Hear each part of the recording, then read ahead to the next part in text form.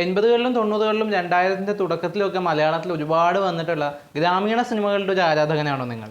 അങ്ങനെയുള്ള സിനിമകൾ നിങ്ങൾ മിസ് ചെയ്യുന്നുണ്ടെങ്കിൽ തീർച്ചയായിട്ടും ഞാൻ നിങ്ങൾക്ക് സജസ്റ്റ് ചെയ്യുന്ന ഒരു സിനിമയുമായിട്ടാണ് ഇന്ന് വന്നിട്ടുള്ളത്.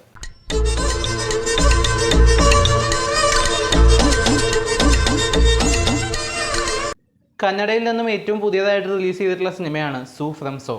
അപ്പോൾ ഈ സിനിമയെ പറ്റി പറയുകയാണെങ്കിൽ ഇതൊരു പക്ക ഗ്രാമാന്തരീക്ഷത്തിനെ ബേസ് ചെയ്ത് വരുന്ന ഒരു സിമ്പിൾ സ്റ്റോറി, ഒരു വെറൈറ്റി ട്രീറ്റ്മെൻറ്റിൽ എടുത്തിട്ടുള്ള നമുക്ക് ഭയങ്കര റിലേറ്റബിൾ ആവുന്ന ഒരു ഹൊറർ കോമഡി സിനിമയാണ്.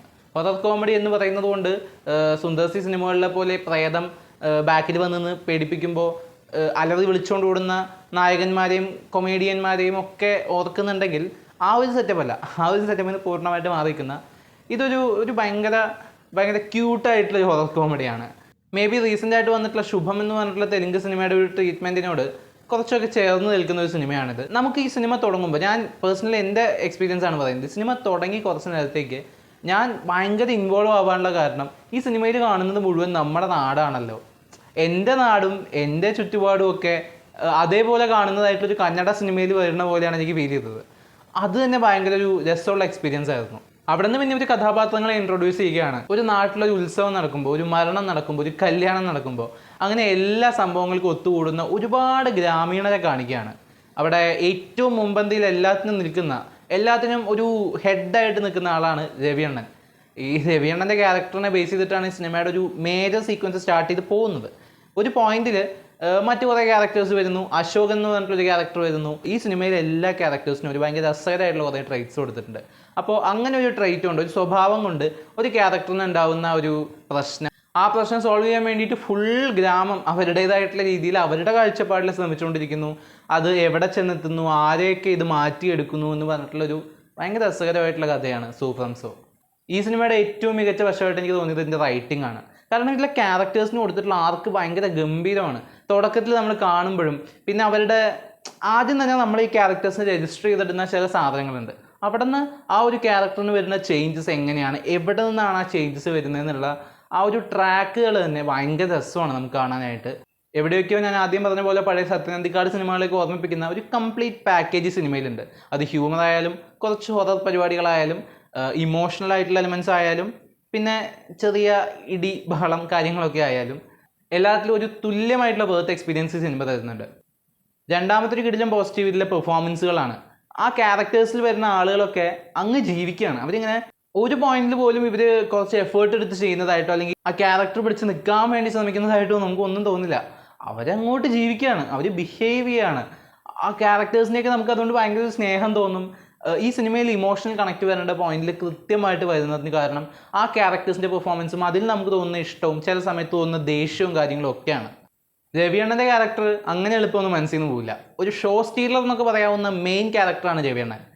പുള്ളിയുടെ ക്യാരക്ടറിൻ്റെ ബിഹേവിയറും ആളുടെ എല്ലായിടത്തും മെയിനായി നിൽക്കുന്ന ഒരു ആറ്റിറ്റ്യൂഡും എന്നാൽ പുള്ളിയുടെ വൾണറബിലിറ്റീസും ഒക്കെ ഭയങ്കര രസമായിട്ട് അവർ കാണിച്ചിട്ടുണ്ട്. അതുപോലെ അശോകൻ്റെ ക്യാരക്ടറിൻ്റെ ആർക്ക്, അശോകൻ എന്ന് പറഞ്ഞിട്ടുള്ള ക്യാരക്ടറിൻ്റെ ആർക്ക്, ഹീറോയിനായിട്ട് വന്നിട്ടുള്ള ഒരു ഹീറോയിൻ അങ്ങനെ പറയരുത്, എന്നാലും ഫീമെയിൽ ലീഡായിട്ട് വന്നിട്ടുള്ള ആ ഒരു ലേഡി, അവരുടെ പെർഫോമൻസ് ഗംഭീരമായിരുന്നു. രാജ്വി ഷെട്ടി ഇടയ്ക്ക് വരും, പുള്ളി ഇങ്ങനെ വരുമ്പോൾ ഒരു പൂരമാണ്. അത് ആളിങ്ങനെ തിരികൊളുത്തി വിട്ട് അടിപൊളിയായിട്ട് അങ്ങനെ ആക്കിയിട്ട് കുറച്ച് നേരം കഴിയുമ്പോൾ പുള്ളി പോകും, പിന്നെയും കുറച്ച് കഴിയുമ്പോൾ പുള്ളി വരും. ആൻഡ് എസ്പെഷ്യലി എടുത്തു പറയേണ്ട മറ്റൊരു കഥാപാത്രം, ഇതിലൊരു അളിയനുണ്ട്. ആ അളിയൻ സ്വന്തമായിട്ട് ഒരു തീം മ്യൂസിക് ഒക്കെ ഇട്ടിട്ട് പുള്ളി വരുമ്പോൾ പടത്തിൻ്റെ മൂഡ് അങ്ങോട്ട് മാറും.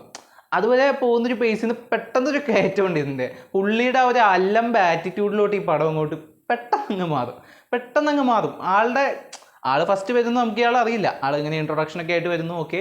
പിന്നെ ആൾ സെക്കൻഡ് വരുന്നു, ഇയാൾ പിന്നെയും വന്നു എന്നൊക്കെ പറഞ്ഞ് വരുന്നു. പിന്നെ ഇയാൾ വരുമ്പോൾ നമുക്ക് കൈയടിക്കാൻ തോന്നും ആ മ്യൂസിക്കൊക്കെ ഇട്ട്. അതായത് ഇങ്ങനെ വന്ന് സ്ക്രീനിൽ കിടന്ന് അല്ലമ്പാൻ പോവുകയാണെന്നുള്ളൊരു മൈൻഡ് ഉണ്ടല്ലോ, ആ ഒരു രസമായിട്ട് പുള്ളി ചെയ്തു വെച്ചിട്ടുണ്ട്. അങ്ങനെ കുറേ ആർട്ടിസ്റ്റുകൾ ഉണ്ട്. ഒരു ഓട്ടോ ഡ്രൈവർ ഉണ്ട്, അങ്ങനെ കുഞ്ഞു ആക്ടേഴ്സ് ഉണ്ട് കേട്ടോ. അതായത് ഈ ക്യാരക്ടേഴ്സിൻ്റെ ബാക്ക്ഗ്രൗണ്ടിൽ വന്ന് സംസാരിച്ച് പോകുന്ന ചെറിയ ആക്ടേഴ്സ് മുതൽ എല്ലാവരും ഗംഭീരമായിട്ട് പെർഫോം ചെയ്തിട്ടുണ്ട്. ഇങ്ങനൊരു സിനിമ എടുത്തല്ലേ, ഇത് പ്രൊഡ്യൂസ് ചെയ്തതാണ് രാജ്വി ഷെട്ടി. ആ പേരാണ് എന്നെ ഈ സിനിമയിലേക്ക് എത്തിച്ചത്, എന്നെ അല്ല. ബേസിക്കലി ഞാൻ ഈ സിനിമയെ പറ്റി കേട്ടെങ്കിലും എൻ്റെ ട്രെയിലറൊന്നും കണ്ടിട്ടുണ്ടായിരുന്നില്ല, അത് പോകണം എന്നുള്ള പ്ലാനും എനിക്കുണ്ടായിരുന്നില്ല. പക്ഷേ എൻ്റെ ഒരു ഫ്രണ്ട് രാജ്വി ഷെട്ടിയുടെ കടുത്ത ആരാധികയാണ്. ടർബോ സിനിമയിൽ രാജ്വി ഷെട്ടിയെ ആദ്യമായിട്ട് കണ്ടിട്ട് ഇൻസ്റ്റാഗ്രാമിൽ ഒരു മെസ്സേജ് അയച്ച് റിപ്ലൈ കിട്ടിയ സന്തോഷത്തിൽ കടുത്ത ആരാധികയായ എൻ്റെ ഒരു ഫ്രണ്ട് ഈ സിനിമയ്ക്ക് പോകണമെന്ന് പറഞ്ഞിട്ട് എന്നെ വിളിച്ചതാണ്. എന്തായാലും അതുകൊണ്ട് എനിക്ക് ഈ സിനിമ തിയേറ്ററിൽ കാണാൻ പറ്റി, അല്ലെങ്കിൽ ചിലപ്പോൾ കാണില്ലായിരുന്നു. എന്തായാലും അതൊരു കിടിലൻ എക്സ്പീരിയൻസിലേക്ക് തന്നെയാണ് കൊണ്ടെത്തിച്ചത്. പിന്നെ എടുത്തു പറയേണ്ട ഒരു സാധനത്തിലത്തെ മ്യൂസിക്കാണ് കേട്ടോ. ഈ പടത്തിൽ പെർഫെക്റ്റ് ആയിട്ടാണ് മ്യൂസിക് യൂസ് ചെയ്തിരുന്നത്. ആ ഗ്രാമാന്തരീക്ഷം കാണിക്കാൻ, അവരുടെ ആ ക്യാരക്ടേഴ്സിൻ്റെ ഉള്ളിലത്തെ ഇമോഷൻസ് കാണിക്കാൻ, ഫൺ മൊമെൻറ്റ്സ് കാണിക്കാൻ. ഹൊററിന് വേണ്ടിയിട്ട് അങ്ങനെ വലിയ സൗണ്ട് എഫക്ട്സും കാര്യങ്ങളും ഒരു യൂസ് ചെയ്തിട്ടില്ല. പക്ഷേ യൂസ് ചെയ്തിട്ടുള്ള സാധനങ്ങൾ കിടിലനായിരുന്നു.